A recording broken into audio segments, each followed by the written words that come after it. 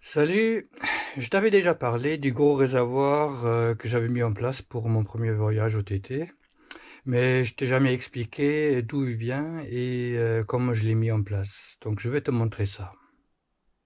L'idée de ce réservoir a germé assez tôt parce que quand tu fais un voyage avec le réservoir d'origine qui fait que 11 litres, tu te rends vite compte qu'après 150 km, il faut chercher une station parce que tu n'as pas envie de tirer jusqu'à 200 et de tomber en panne sèche. C'est en voyant le café Rasseur de Ville lors du rassemblement à Dijon que j'ai vu quelle voie il fallait prendre. J'ai trouvé le réservoir sur les petites annonces du eBay en Allemagne et il était vraiment pas cher et en relativement bon état. Tu vois les photos, ben, il est pas beau, mais il n'est pas endommagé et il est étanche.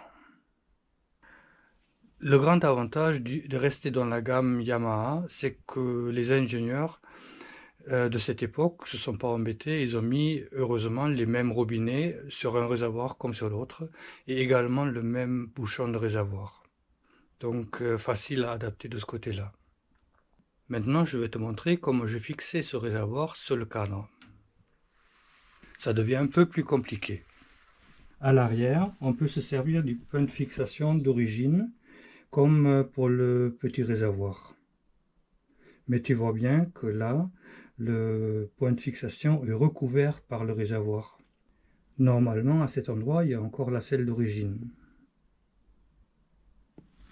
À l'avant, c'est un peu différent aussi, parce que les oreilles qui attachent le réservoir, par lesquelles tu enfiles le réservoir sur le cadre, sont pas dans le même sens.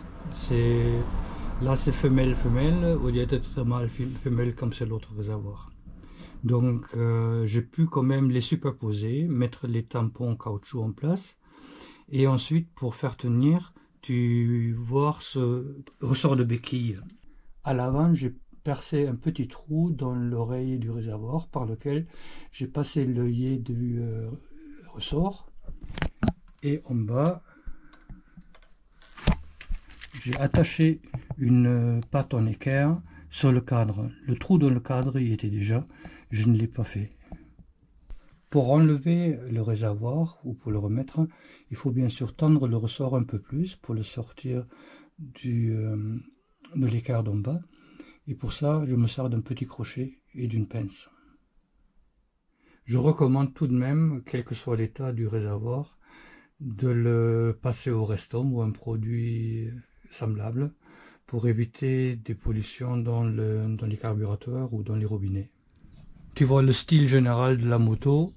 Je me suis pas vraiment embêté pour la déco ou pour les vernis ou pour autre chose. J'ai juste enlevé ce qu'il y avait de pire de peinture sur le réservoir et je laissais à nu. J'ai mis Yamaha dessus et j'ai mis un vernis pour éviter que ça rouille un peu trop.